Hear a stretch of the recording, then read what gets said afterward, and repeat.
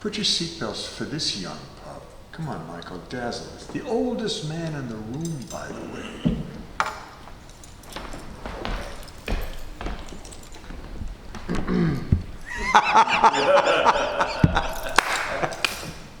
That was a great response. Yes, very, very Doridian and very in the margins. Here we go, William. I don't know how much dazzle I have for us tonight, but I'll do my best. I don't have much on me because I was driving quite the distance here from the Bronx. I didn't bring anything with me, but we'll see what we can do from what I can dredge up from my email, my inbox. All right, this is called. This is about a dog that a friend of mine who passed away over the summer owned, named Buddy-O. This is the name of the poem. It's called Buddy-O, the name of the poem. This is down upon the mat. Yes, once upon a time, there lay a white dog, a poodle of crowns, whose physical body would make a straight croon, and the Westminster Terrier bow right on down, upon a paw, upon a sinking low jaw. This poodle was no beast, but like a stan, a rocket, a spaniel, a curving white fish, a race car, an airplane, a flying white dish, a splash of greased lightning, a Travolta in flight.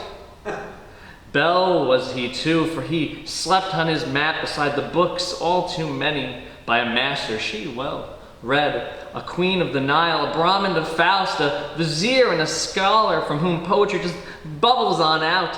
Yes, our subject was smart as a quip, and mellow to match, a swell, mellow yellow, yes, the most yellowest, mellowest fellow.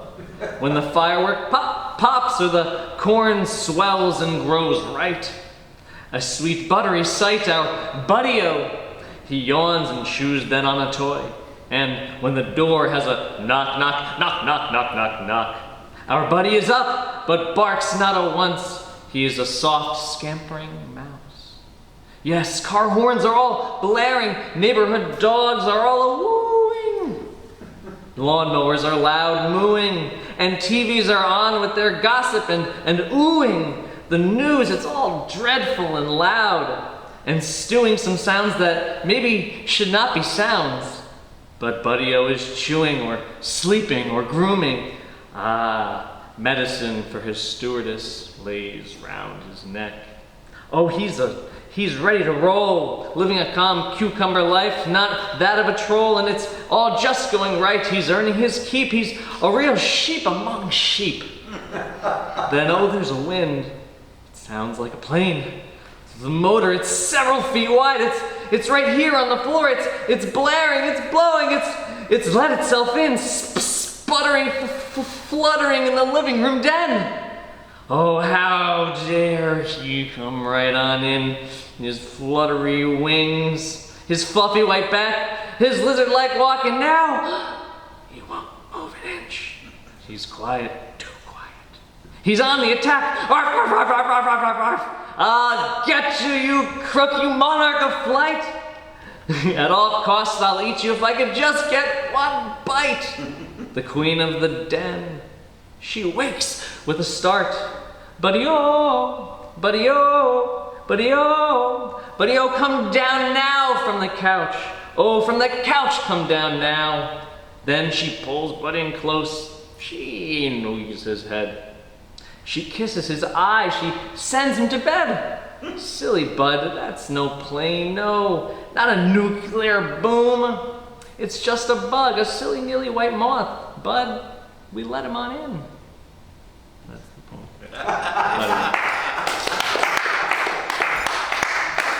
You weren't here when Bill was reading some of the Dada stuff, and you see this practice. Yes. So I think that needs some editing, but it's still got some fun energy in it. But all right. I don't have a ton of stuff, so here's one called "Beneath the Weight of This Moon." Beneath the weight of this moon, my heart is forged into paper. Where is Eurydice, my alien self floating between the halls of my body like a poltergeist? A geist without its memories. I am alone again, alone, shored on the abysses of myself.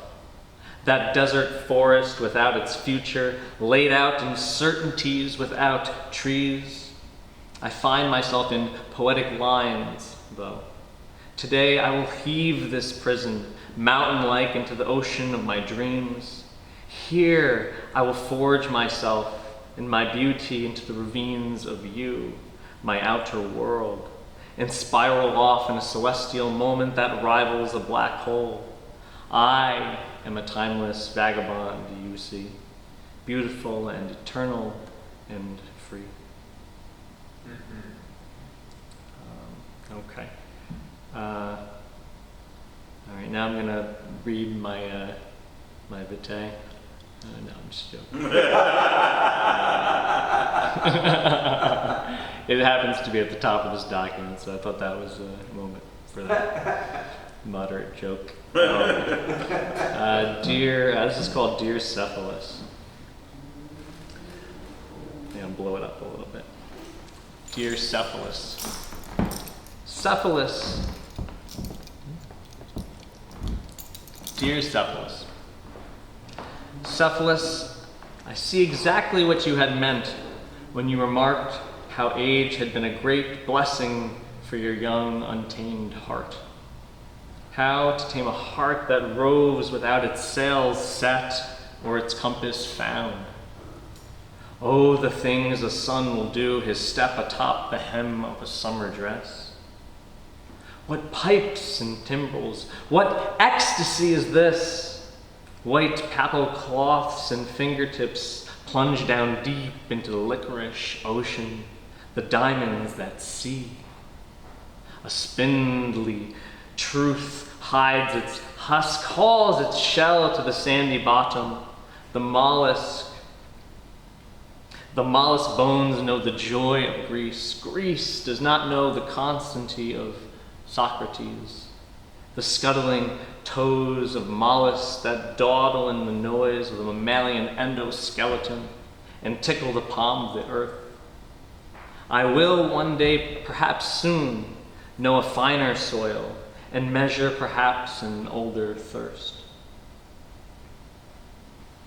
This is called the poetry and the gongs of time. Poetry and the gongs of time. The return to poetry happened the way scuffling feet happens in a commercial foyer or a school gymnasium. A commotion of squeaky, rain-drenched heels. It happened the same way it must happen to wandering space travelers at the moment that they sense the amount of space entered into is equal to the amount of space entered between. Today there are hands of light reaching out at different corners of this world made of many, many corners. Reaching out from irrational roots, bending like sideways L's, tinging to reproduce the oblong sounds of quivering tuning forks. If one remembers each hour of his or her life well, one perceives human hands comprised of enough historical voices that one could hardly count the syllables of kindnesses. And whereas sometimes I feel like a cast in skipping earth or a fumbling globe, I do at many other times believe I am pollinating the surfaces of lakes with golden boats, my bare hands picking lotus flowers up from plush karmic ponds, beating many ripples into the shelves of moist, salty, and most foaming yellow coasts. This is called Human Lives, a little bit shorter poem. Human lives. What confessions lay here beneath the grotesque city, inside of the belly of time, the wineskin? What dungeons lay unwoke, what earthy secrets low lay below? The earthling in his quiet womb, he knows the secrets there are many, unspoke are worrisome, clones the kinds that some nervous verboseness loans. This is called If Not the Captain Calls. I remember I began this poem, I was like thinking about driving on the Taconic. It's not relevant to the content, but it did have some place in the poem. If not, the captain calls.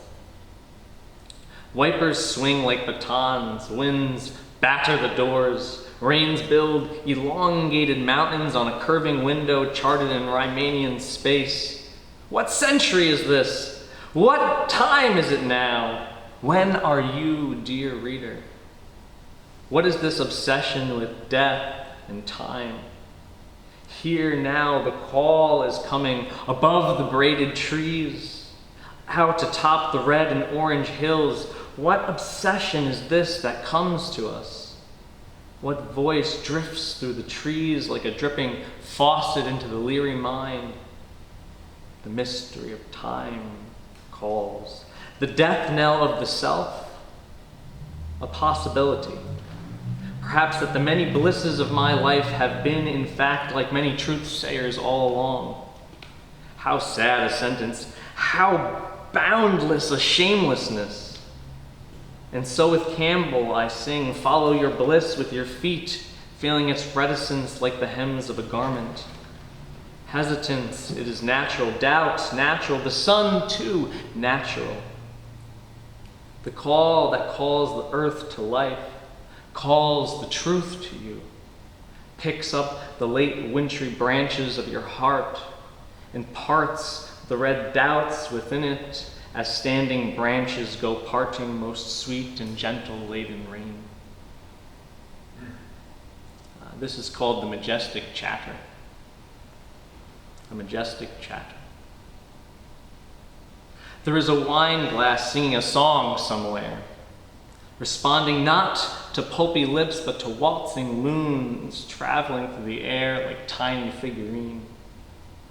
The glass is privy to a majestic chatter, known only to those jutting, standing rocks on seashores, battered oft by waves, daily bathed by chilly mists. Coral reefs, too, know the chatter. Song is bright, there, bathed by sunlight and managed by tide and color. Human legs are like this sometimes. Two whirring rail lines. Human minds also sing in that spray upon the rock and in that waltzing figurine. Even now, Chinese odes bound in North America and make the dying bison once again freely sprint, here upon the low-lying plains. The sounds of our insides are like these many things. Today my mind shakes. My legs wobble like two wind-battered bridges. My whole being is shook up like the grasses and the sedges of the happy, buffalo-trampled low-lying plain, just bounding in the majestic chatter of the limbs.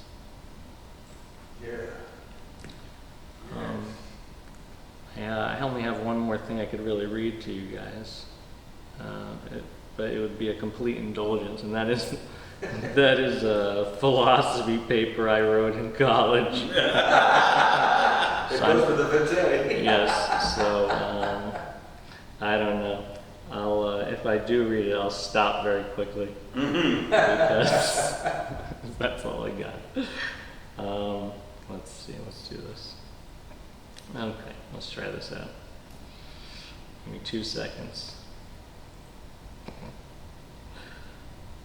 Okay, let's try not to torture. Try to find the interesting part of this paper. I think. What's the paper about? Oh, it's entitled. I think I entitled it "An Untidy Thought," and it's basically about. It's basically. I wrote it many years ago, but it's basically about the answers to what I thought was the various questions in philosophy and what the meaning of being is. Pretty ambitious. Oh, that was the attempt. It did get me an A in the class, and it wasn't a tidy paper either. So, as the title indicates. This is from the middle of the paper. Infinity. I won't read too long, I promise. Infinity is the collection of things that are not perceived and are not yet intellectualized, cognized by, or related to by the perceiver. Time and matter are irrelevant. They are fictions of the mind, at least in the sense that they are concepts that are meant to capture the world within our understanding. What they do, however, is model the world. They are two dimensions, x and y axes by which to explain all other things. The natural patterns that we see in this model, the structures of atoms, molecules, galaxies, and so on, can only be expected. Fixing two things, two dimensions, to relate everything else to is much more practical for a thinking being to do than would be fixing an infinite number of things, i.e. infinite dimensions, to relate everything else to, which would be much closer to the fact of the matter, a black hole, an incomprehensible immensity. Strangely, the two things, time and matter, are each many other things, so it's interesting that relating two dimensions to everything else seems easier, when in fact relating two dimensions to everything else is really tantamount to relating a finite infinity, many things, to an infinitely infinite infinity, which is infinitely many more things.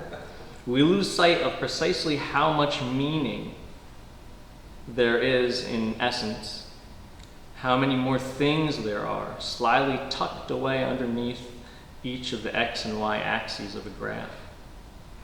In less humanistic terms, more metaphysical ones, infinity is the bridge between things. The point to be made about the bridge metaphor, though, is this, that infinity does not connect so far as it unifies. Connection between things is always the unification of things. Infinity is much like a light placed on an already existent relationship. However, the relationship had not been seen before. Two islands separated by a body of water do not become connected to each other only after a bridge is built connecting them. Rather, building a bridge between them reveals that there was the possibility of connection all along. That possibility was always there. The two islands were never disconnected. Already, they had been united by virtue of the ocean and the earth. To an ancient group of people who viewed the ocean as a chasm and not as a connector, the second island may have been viewed first as a distant planet and only second as another island. What the bridge allows is for the other island to be seen as connectable, though, to be viewed as island also. With the connectability established by the construction of a bridge, one feels he is being logically responsible, and so he allows himself to extend his manner of thinking toward both islands as opposed to one. Prior to the bridge, the other island had been nothing insofar as it could not transmit any sober meaning to the person, could not give knowledge. Whenever knowledge is scarce to be extracted from an object, there is a tendency to ignore the existence of the object. On the other hand, the wise man never requires this demystification, in which the other island is seen to be connected. Rather, he tells others that the island indeed had been connected all along. Why build bridges, he would say? Why sail ships there, he would ask. Unification answers the question. Why is it that infinity connects? The answer is that it does not connect. In one sense, a Hindu one, it reminds. In another sense, perhaps a less metaphorical seeming one, the bridge does not connect but reveals or continues or recompletes. That is, reminds us of completion, reminds us that things are already complete. This still might seem unclear so far. That is why I will say outright that the bridge performs a sort of magic with respect to things that seem unconnectable, such as ideas or objects. There is a oneness between them, and so far as it is not revealed, we will not, are unable to say that everything is one. Rather, one who knows things are one can only imply it to others. And logic can deduce it for them, but the heart cannot believe it because logic needs the heart in order to make the experience of truth happen. Here we are connected to what might be called the highest experience of truth. An experience of the heart taking the intellect to new places, what happens in this place of truth. what happens in this place of truth. Axioms of organization and differentiation. Basically, the axioms of object organization or object differentiation in our minds are revealed, and all objects are able to all be held under one title, are all able to be called one thing alone, such as matter or mind or things or objects or God or some X, and so on and on to any symbol we choose to do the referring to everything.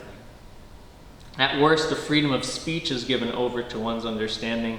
At best, a deep mystery is given over. And then I continue to other things. That's it for. I won't torture anyone with my pedantic, thoughts that add value to me. Blessing you. I told you I was the center of the room.